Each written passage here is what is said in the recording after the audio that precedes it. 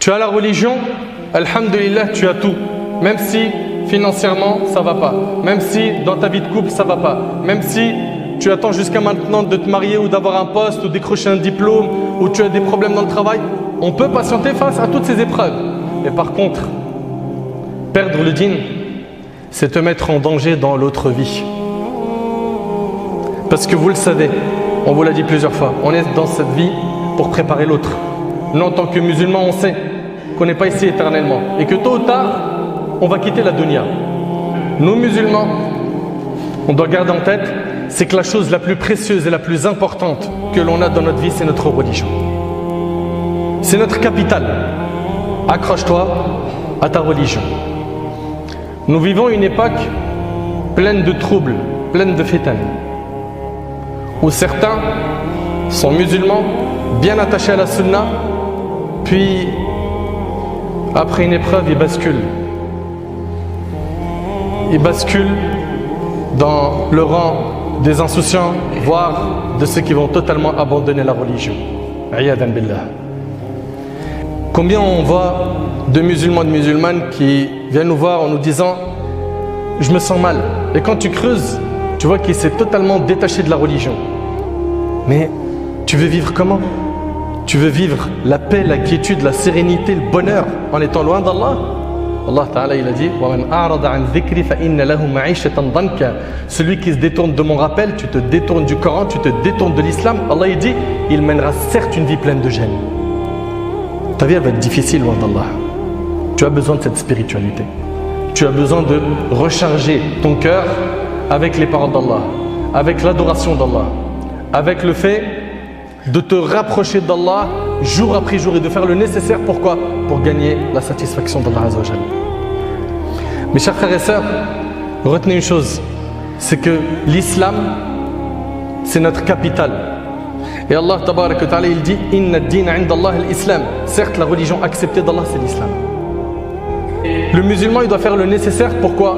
Pour améliorer sa relation avec Allah, améliorer son état spirituel. Le prophète alayhi salatu wassalam, parmi ses doigts, qu'est-ce qu'il disait? Allahumma aslih li dini alladhi huwa isbatu amri. Dans le hadith d'Abi Huraira qui est rapporté par Muslim, le prophète alayhi salatu wassalam, il disait dans ses invocations: Oh Allah, améliore-moi ma religion. Oh Allah, améliore-moi ma religion, celle qui met une protection pour toutes mes affaires. C'est-à-dire quoi exactement? Améliore-moi ma religion, c'est-à-dire facilite-moi de rester attaché au Coran et à la Sunna. Facilite-moi de tenir au Coran et à la Sunna. Le prophète sallam disait fréquemment: Ya muqallib al-qulub thabbit qalbi ala dinik. Ô toi qui fais tourner les cœurs, affermis mon cœur sur ta religion. Et on a énormément besoin de faire cette invocation, surtout à notre époque. Ya Allah, toi qui fais tourner les cœurs, affermis mon cœur sur ta religion, garde-moi sur ce chemin. Pense pas que parce qu'aujourd'hui tu es sur le dîn, ça y est, c'est garanti que tu le seras toute ta vie. Il est possible qu'un coup de vent, une épreuve te touche, que ce soit des ambiguïtés ou des péchés, et tu te retrouves à lâcher ce que tu as de plus cher. Et malheureusement, on en a vu, alhamdoulilah, ils sont minoritaires, mais on a vu des gens, peut-être certains parmi nous ont même connu des gens qui étaient bien dans la religion, ils étaient attachés à la sunna, puis ils ont renié l'islam.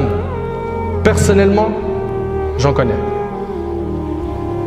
Ils étaient dans la religion. Et maintenant, ils le disent clairement avec leur bouche: je ne suis pas musulman. Inna lillahi wa inna ilayhi raji'un. La chose la plus importante que tu as, c'est ta religion. Et Allah Tabaraka wa Ta'ala il dit: Balillahu yamunnu alaykum an hadakum lil iman in kuntum sadiqin. C'est tout au contraire une faveur dont Allah vous a comblé en vous dirigeant vers la foi. C'est un cadeau d'Allah d'avoir la foi. Si toutefois vous êtes véridique. Sachez mes chers frères et mes chères sœurs que l'islam pour nous c'est comme exactement ce que représente l'âme pour le corps. Un corps sans âme, il est mort.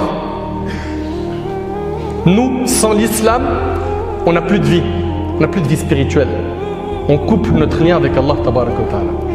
Et ça, c'est la pire des choses. la pire des choses,